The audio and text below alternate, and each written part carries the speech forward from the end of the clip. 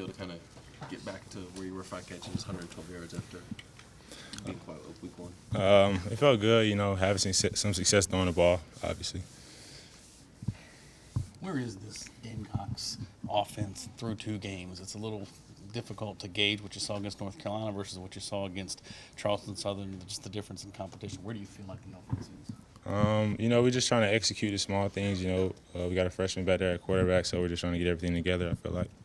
Bryan, I know you guys, treat every game the same way, but how cool was it to have, number 2 Alabama coming to your place, national television?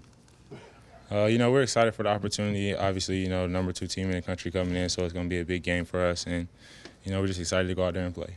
Bryan, when you're watching film of opposing defensive backs, do you keep like a personal chart of their tendencies of guys that you could, quote unquote, pick on and take advantage of? We obviously, part of football is studying film and studying tendency. So, obviously, yeah, we try to study what they do and see how we can take advantage of it. As a group, what have you seen out of Alabama's secondary? They're sound, they're very fundamental. They're a good group of guys, and they're got NFL potential.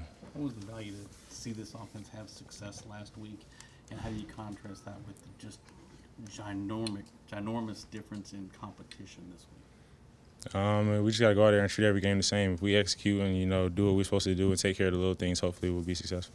Is there an Alabama mystique at all for you guys? Even when you see Alabama, because especially one, you don't play them that often. Number 2, because they are who they are. Oh, what? Just a mystique of certain teams have that mystique when they walk in. Do you guys see that? Do you feel it, or you just treat them as you just mentioned like any other? They're Alabama. They're good. Obviously, we all know that. Just got to go out there and play. I don't know. I don't really even know what a mystique is, honestly. Bryan, has this team gotten over or past the idea that, hey, Jake's out for the year and he's not going to be with us? Is it a tough thing for you guys to have to deal with? Not really. He's not there, so we got to move on. I'm out there catching passes from Ryan, so it's not really tough to see or gauge or anything like that. What were some of the differences between Ryan and Jake on the field as far as the way they throw the ball, the way they handle themselves? They're both great leaders. I ain't trying to throw anybody under the bus right now or do anything like that. They're both great players. They're both great leaders. How old were you in 2010 when South Carolina last beat Alabama? Like middle school or something like that? I can't do the math. I'm 20 now, so, It's about 11 years old, yeah, if I'm doing my math correct. Something like that. What do you remember about? I know you were obviously pretty young, but what do you remember about that game? I just remember being front page everywhere, everybody talking about it, and, it was a lot of excitement in the city. How do you pronounce Tua's last name? I don't know. Boyle? I don't know. Really don't. He good, so we know that. Bryan, everybody talked about Ryan's kind of maturity and stuff Yeah. like that. How do you think he handles this moment, this stage, playing against Alabama in his second career start? Obviously we won't see it until the game time comes, but, I think he's a mature kid, and I think he'll do a good job of handling that. What do you want to see next from this offense after obviously putting up some record numbers? What's I guess, the next step after 2 games? Just execute, just go out there and play our game like we know we can play.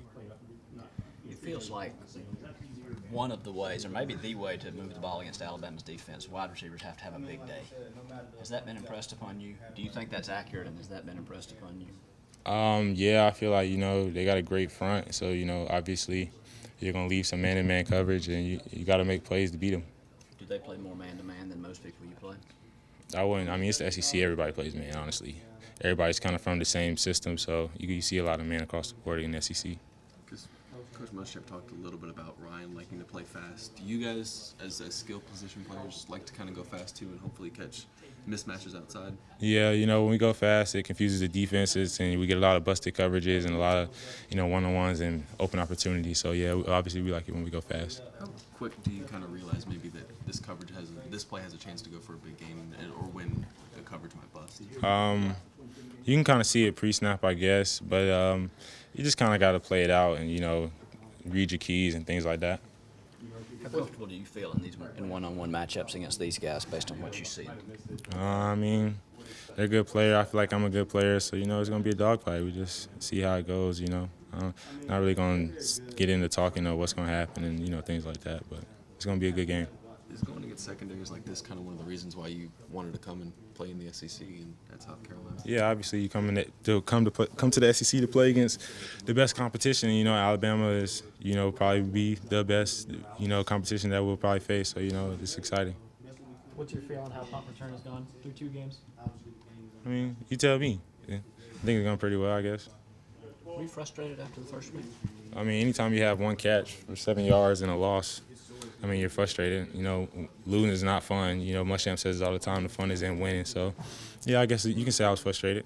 So how good was last week then for just the way you feel about going in through the rest of the season? Yeah, it just, you know, it gave us all some excitement and it gave us all some, you know, like some joy and some energy in our, you know, to the team just to get a win, you know, and get out of that L section. So it felt good just to get a win and get back on track.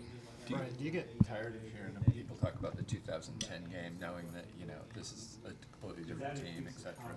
I mean, it's history. You know, anytime you get around people who've been a part of it, they're going to bring it up. So I know that, and I don't really get annoyed. I just kind of let people, you know, do their talking.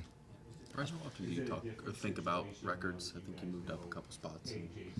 I honestly haven't really been paying attention too much. You know, I kind of got, like, the numbers in my head, but when you start paying attention to that too much and not on the game, it kind of takes you out of, you know, where you need to be.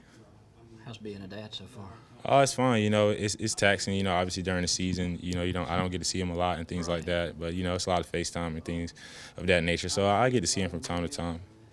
When was he born? The 18th of last month. Everything go smooth? Yeah, everything was smooth. Everything was good, healthy. You and Javon share advice, things like that. Yeah, I talked to Big Kinlaw, man. He shoot me some pointers and things like that. How terrifying having Javon Kinlaw as a dad be?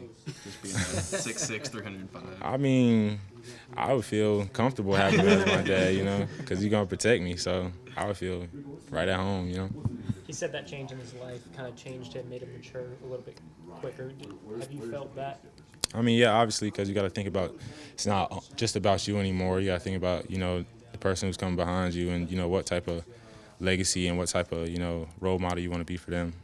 What's his name? Braxton. Yeah, speaking of quarterbacks, you know how to pronounce